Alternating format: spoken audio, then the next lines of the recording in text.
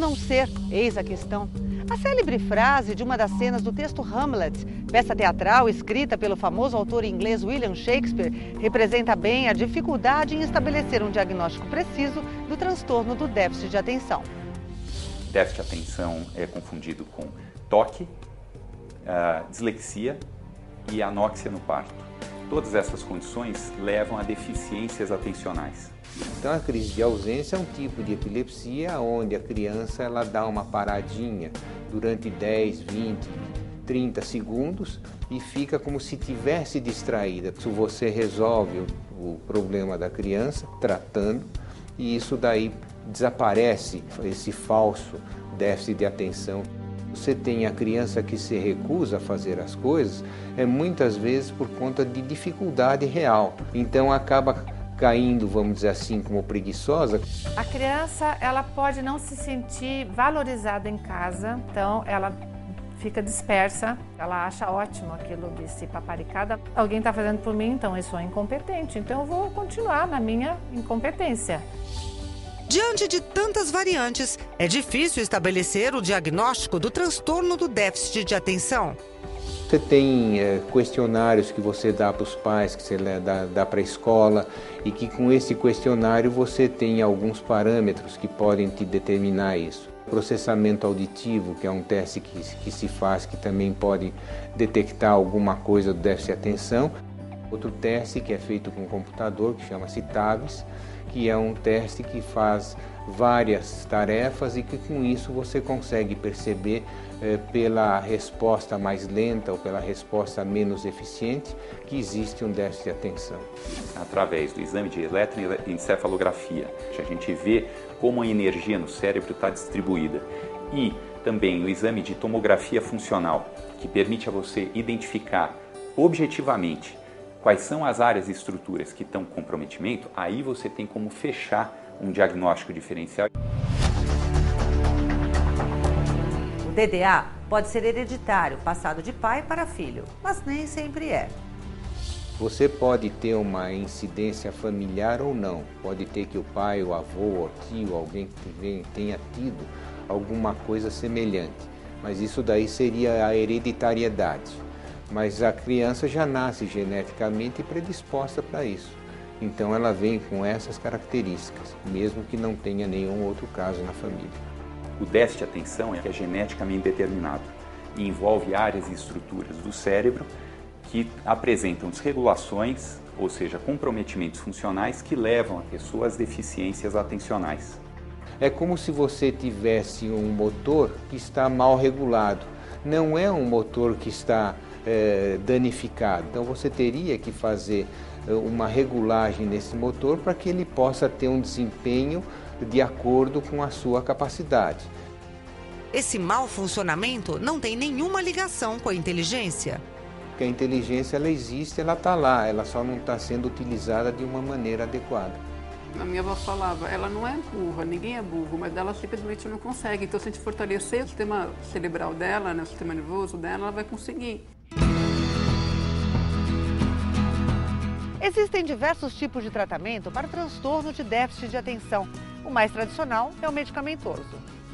Os medicamentos estimulantes do sistema nervoso, esses medicamentos eles ajudam o indivíduo a ter um melhor nível de atenção, de concentração, e que com isso ele vai ter um nível melhor de memorização e, consequentemente, o aprendizado.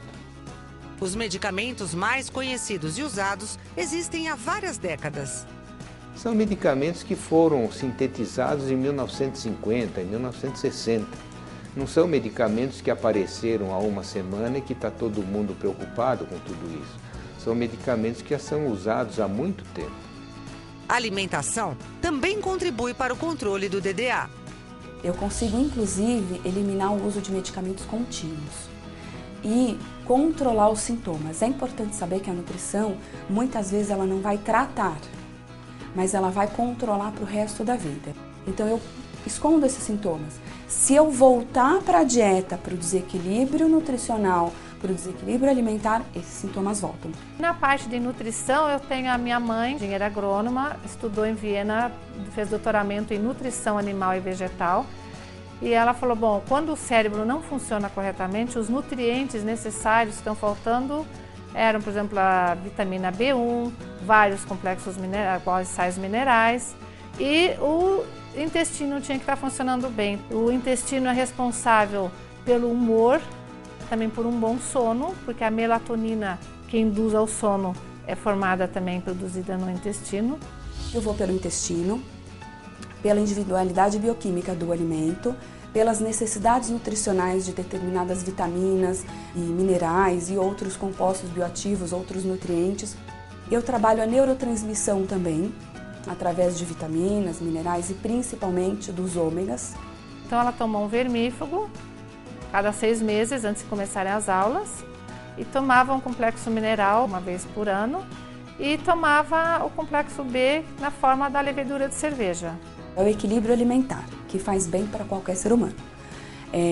A questão de eu me alimentar periodicamente, eu nutrir o meu cérebro e o meu intestino, que precisa de nutrição de 3 em 3 horas, mais ou menos. Então eu ter pelo menos 5 refeições por dia e refeições saudáveis. Fui para os orgânicos, porque os orgânicos ele é um alimento completo que tem todos os sais minerais. Então comer assim um prato de verduras colorido, cada cor tem outras vitaminas e sais minerais, arroz integral, feijão, uma carne. Basicamente foi cuidar bem isso. Então tirei o açúcar, né? Não que tirei totalmente, de vez em quando, para não ser extremista, né? Eu lembro até hoje, eu estudando na minha escrivaninha, minha irmã brincando, eu chorava. Também quero brincar. Eu chorava, eu ficava lá e estudava com a minha mãe. A escola também deve desempenhar papel importante na recuperação dos que sofrem com transtorno de déficit de atenção. A primeira coisa, a criança sentar nas primeiras carteiras, ficar mais próximo da professora, porque aí a professora fica mais atenta a essas crianças e ela pode chamar a atenção das crianças quando percebe que está se dispersando. Segunda coisa que é muito importante é não fazer textos muito longos para essas crianças lerem. Minha mãe descobriu o Kumon, é um método de matemática que você faz todo dia. Eu acho que a criança ela tem que ter atividade escolar, ela tem que ter atividade física, ela tem que ter atividade esportiva, ela tem que ter tempo para não fazer nada. Teve uma disciplina muito grande por trás disso, né? E todo dia se alimentar de uma boa alimentação, né? Rica em verduras, vegetais, tudo integral. Arroz integral, feijão, enfim. Disciplina, dormi cedo, em 2 meses eu fiquei melhor da sala. Daí até o diretor veio conversar com a minha mãe, como é que a pior fica melhor? E a partir daquele instante eu sempre fui a melhor. Tomando as atitudes pedagógicas, né, e tendo uma boa alimentação, é rápido. Normalmente em 1 mês a criança já está focando. Alguns medicamentos podem ser usados, por exemplo, durante o período escolar.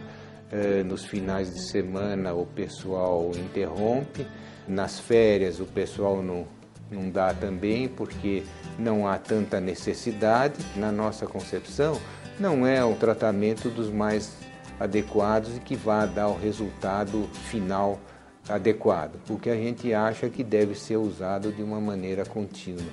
Nas férias, porque às vezes férias, se você sai fora da rotina, aí pronto, aí já... Nela, depois das férias, eu voltava a estaca zero, tem outros que não. E depois de 2 anos, não voltou mais a estaca zero, aí ela foi que foi. De vez em quando, ela às vezes ela não tem esse acesso, porque a pessoa trabalha, não tem acesso a essa alimentação que deveria ter, então ela começa a sentir de novo, olha, já não estou conseguindo me concentrar no que eu estou lendo, mesmo agora adulta. Então ela rapidamente volta a se cuidar nesse fator da alimentação e ela fala que em 3 dias ela já está conseguindo ler o que ela já não estava conseguindo antes.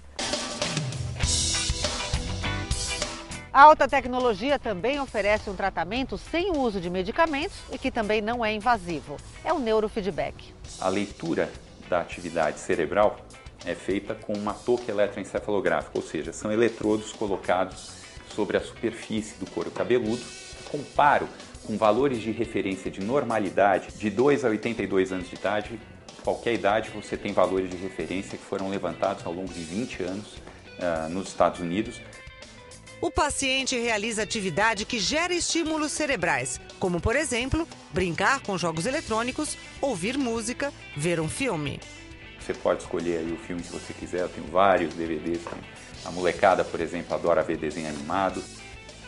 Os sinais emitidos pelo cérebro são comparados aos valores de referência de normalidade. Sinais visuais e sonoros são emitidos cada vez que o cérebro se comporta de acordo com o padrão esperado. Tem valores que seriam esperados de funcionamento nas diferentes estruturas do cérebro. A atividade que a pessoa está produzindo naquelas áreas e estruturas que eu estou focando para tratamento são então comparados com esses valores e é dada sinalização sonora e visual quando o cérebro produz a atividade que é esperada naquelas áreas e estruturas, ou seja, eu vou condicionando, eu vou treinando o cérebro rumo a um funcionamento considerado normal. O paciente realiza o treinamento 2 vezes por semana. Numa sessão a gente treina as áreas cerebrais de superfície do cérebro e na outra sessão a gente treina as estruturas internas mais profundas do cérebro e é desse jeito que a gente faz um trabalho integrado e leva a pessoa ao resultado esperado. A pessoa deve começar a sentir já os primeiros efeitos do treinamento lá pelo 3º, 4º mês. O tratamento inteiro para déficit de atenção normalmente leva de 8 meses a 1 ano. Não importa o tratamento escolhido, determinação e disciplina são o segredo do sucesso. Não desistir, né? Porque é cansativo. Muitas vezes eu chegava em casa e chorava. Mas eu nunca desisti. E venho sim. Se você quiser saber mais sobre bem-estar e qualidade de vida, acesse o nosso site. Acompanhe as novidades do programa Edição Saúde seguindo as redes sociais. Até mais, tchau!